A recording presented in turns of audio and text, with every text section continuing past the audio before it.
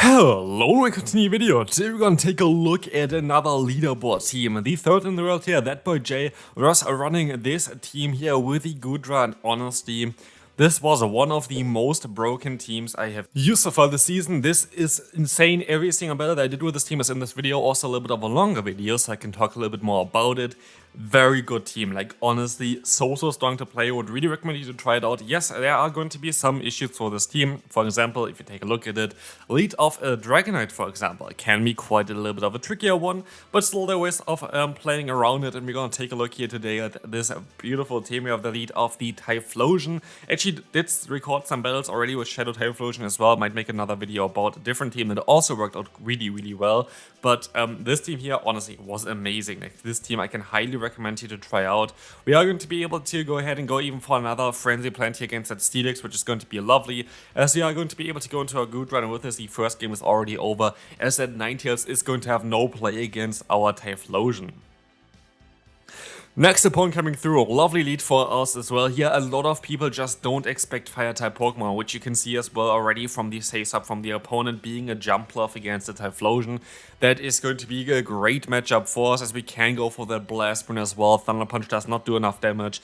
Yes, I could use a shield and just farm them down, but burning them down seems to be the better play anyway. Let's see what's coming in next. It's going to be the Pelipper, where we're going to be able to get a shield advantage here quite early on with a Thunder Punch. And let's take a look here. Honestly, like, the opponent was so weak to Typhlosion already, it is quite mad, and this is like a common theme in the Remix Cup right now. Remix Cup is still going to be available for like 3 more days, so definitely take advantage of this team.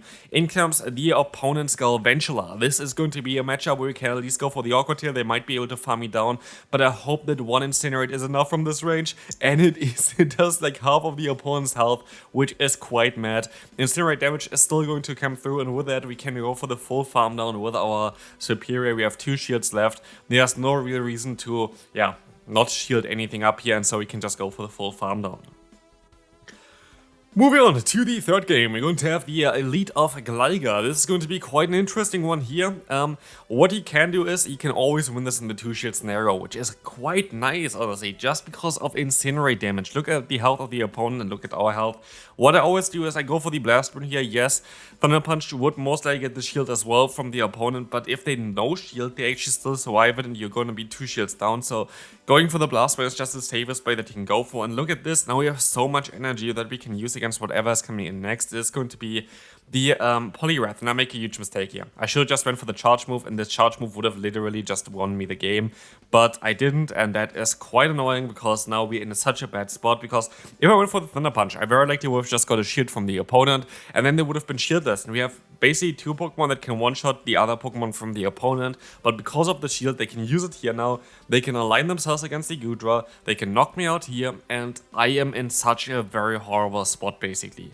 They're going to be able to go for a double Aerial Ace here, which is quite nice on me, which I did not expect. They could have farmed me all the way down if they wanted to.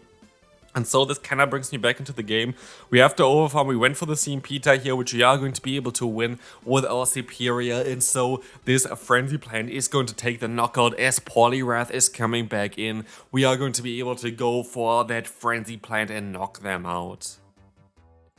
Next opponent, Manta in the lead. You're going to be able to usually have actually no K-time here. We're going to go for the Thunder Punch. I kind of maybe want to swap out eventually because, yes, we have Thunder Punch here, but it is not always ideal. Maybe, by the way, there are going to be some battles in there as well with the wrong Gudra. I played like a few battles, I think like 2 or 3, where I had the Gudra that had Power Whip with it in the team, which was just an accident. So maybe you're going to see some different Gudra battles here as well later on, by the way, but just want to make sure to say that. But here we're going to see already the Thunder Punch is going to come through. And the cool thing here is we're of course going to be able to go for that Awkward Tail before they're going to be able to reach a dig. And an Aerial Ace would have not been enough. We see the damage output here. And honestly, keeping shield for our Typhlosion is going to be so lovely, as now we can go for the full farm down. And energy on Typhlosion is so overpowered in this current meta. Like, there's basically nothing that can take both of the hits of Typhlosion other than like water and ground type Pokemon. And guess what? Against water and ground type Pokemon we have the Superior. Issue is though, we're going to encounter here Typhlosion, which is also going to have Thunder Punch, but they're not Shadow. Not Shadow is good and bad in its own kind of ways, because as they were able to catch a Thunder Punch, which was quite nice, they are going to be able to take some hits a little bit easier. We can go for the Frenzy Plant, which does more damage than the Aerial Ace here, and it is going to be enough to knock them out. Let's find out. It's going to lag a little bit, and they survive with 1 HP, as we can still win the CMP tie here, knock them out with that Blast Burn, and win this game. Next opponent, we're going to see the worst possible lead for this team. We're going to swap out straight away into our Goodra, which is going to be a good answer for this Pokemon. This looks like an awkward here, so we're just going to let the move go through for whatever reason they went for it. Because they want to guarantee alignment here. That's definitely a smart way of playing it then, because the opponent's Goodra is now going to be able to farm us all the way down. A very interesting playstyle for this one, but we still have some kind of chance of taking advantage of this, because Goodra is usually running no Draco Media, and Draco Media is the only neutral move, or I guess you can also run, I think, Sludge Wave it learns, which would hit grass type Pokemon, but right now we're very safe against Thunder Punch and the Awkward Tail variant of it. In comes a Crocalor, and this is kinda game over now for us, because what are we supposed to do? We're kind of doomed here, like honestly, like the opponent just completely hard mode me from the get-go. Like there's nothing I can do with this team here. This was just RPS to its finest, basically. Nothing I can really do here. I can still try my best though. Maybe I still have a chance to win this game, who knows. We are going to be forced to use a shield here though against that Awkward Tail to get the opponent shieldless, because shieldless is the only way of us having a chance here. We're going to see the Blast Burn, going to knock them out, so no shieldless matchup here for us, but we can still go for a Thunder Punch, which should leave them shieldless. And now it comes down to who wins the CMP tie, because we are going to be able to go up to 2 Aerial Aces here. It just depends if we win the CMP tie or not. And for getting completely hardwalled, coming down to like a CMP tie at the end between like 2 starter Pokemon, I'm kind of fine with that game. Next opponent, we're going to have a Sableye in the lead. And again, like for all those neutral matchups, honestly, Shadow Incinerate damage is just quite mad. Like look at this, we're going to be able to get them already to half of their health. And now we can just go for the Thunder Punch spam. And basically, what you see all the time basically with Typhlosion in the lead is you're going to be able to align yourself. And alignment is so key for this current matchup, or like this current meta here in general. And you're always going to get out as well with quite a lot of energy. And look at this, the opponent swaps out into an Empoleon. Empoleon is going to quite not enjoy those Thunder Punches, and we can even go for another one. And as I don't really want to give them more farm, I'm gonna swap out into the Goodra afterwards. Why into the Goodra? Because both of our Pokemon that we have left are going to be fine against Empoleon, but Goodra takes neutral hits from that Drill Peck, and they're going to have in the back actually now the Registeel, which is going to be quite lovely, because now Awkward Tail is going to get them quite low. And also, we still have our, with only a few HP left though, Typhlosion there floating around, and so we should be able to just fully farm them down and win the battle like that. Flash Cannon though comes through, which is quite an interesting play here. Flash Cannon is something that you barely really see, but it's kind of cool against something like a Carbon. You can just one-shot them, but they're also going to allow them now to get to another charge move. I will use a shield here, because now I have a Thunder Punch stored. I should win the CMP tie, but I'll rather swap out here straight away into my, into my Superior. And with this, I will be able to just take those Drill Packs, but also I can still go for a Frenzy Plant and knock them out before, so good game there. Nothing the opponent can do here. This team is just too strong. Honestly, like for me so far, I feel like this is the strongest team that I've played so far for this meta here in general. Of course, I played already a lot of good teams for this meta, but like while this team looked a little bit weird on paper, I like it a lot. Issue for this team though as well would be a lead of Calming, which is quite rare in the current meta, so like I would not be too worried about it. But as you're gonna see here, we're gonna have another matchup against the Gligar, and we see as well that we are going to be able to guarantee alignment in the 0 to 1 shield scenario here. So we have 0, the opponent has 1 shield. We are going to try to... We should went to go ahead and went for like some Thunder Punches there already, because they went into a Pokemon that would be great for that. But they're actually gonna go ahead and go into the Registeel, and as you can see here, we have my shiny Goodra, which I mistakenly put in for like 2 battles.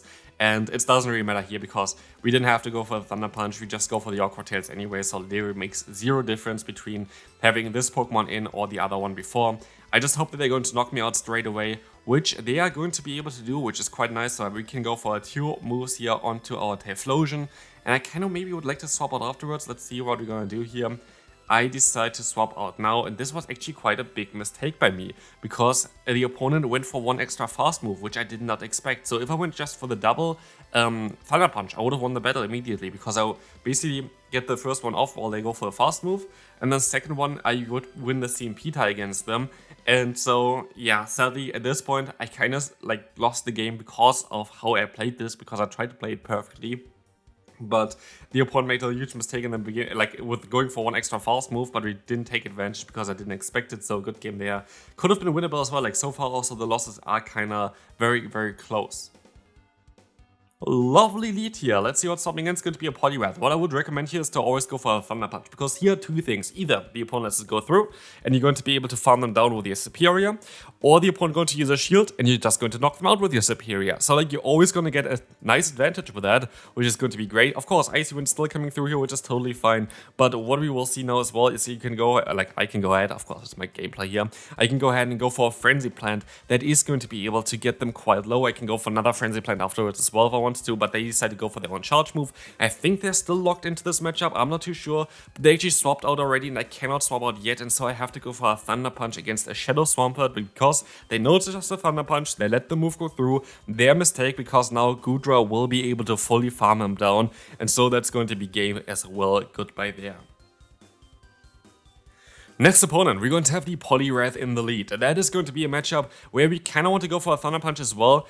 And honestly, I feel like you should just play this matchup out. I don't think there's really a reason for you to not go ahead and play this matchup out. Because what we can do here is, if they go for the Icy Wind, we still survive and we still get some damage onto them. And that's exactly what's going to happen now. And we can still go for another Thunder Punch. Getting a shield plus damage onto the opponent is quite lovely. But sadly, they got a lot of energy as well. And so they can go for another Icy Wind, which we are forced to use a shield against with our Superior. We can go for the full farm now though, and let's see what's coming in the back. It's going to be a Jirachi, which I did not expect. One of my favorite mythical Pokemon though for the PvP, so maybe I'm actually gonna try this Pokemon out as well again, because quite a fun one to play. Helps out a lot against like those fighting type Pokemon right now, but of course it's not really ideal in general. But as you can see, we can use the shield here onto the Doom Desire, and I see the swap out here straight away into that Magnezone. But as you can see as well, we're going to be able to go for an Aqua Tail, and we can even go for another Aqua Tail. And if the opponent uses a shield, we're in a good spot, and they decide to use a shield. That's actually really, really good for us, because like this, we are going to be able to take a hit here. We're going to be able to take a resisted Wild Charge onto our Superior, and also we have now enough energy to go for a Frenzy Plant against the opponent's Jirachi, and this is going to be it. Jirachi is not very bulky, and so this is going to knock them out.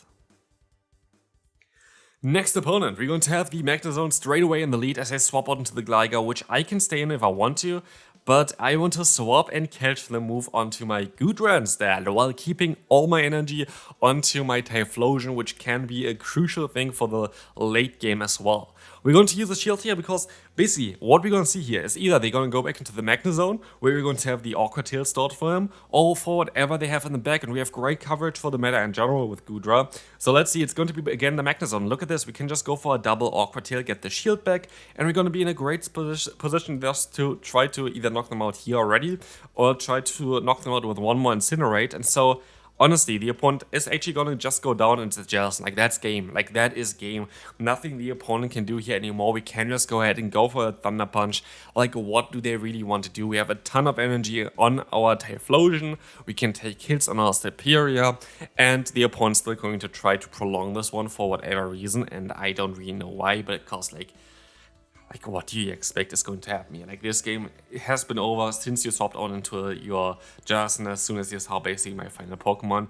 Yeah, I can let the move go through here, but even Incinerate damage alone would be enough. I have 2 Thunder Punches stored, I don't even hit a bubble now.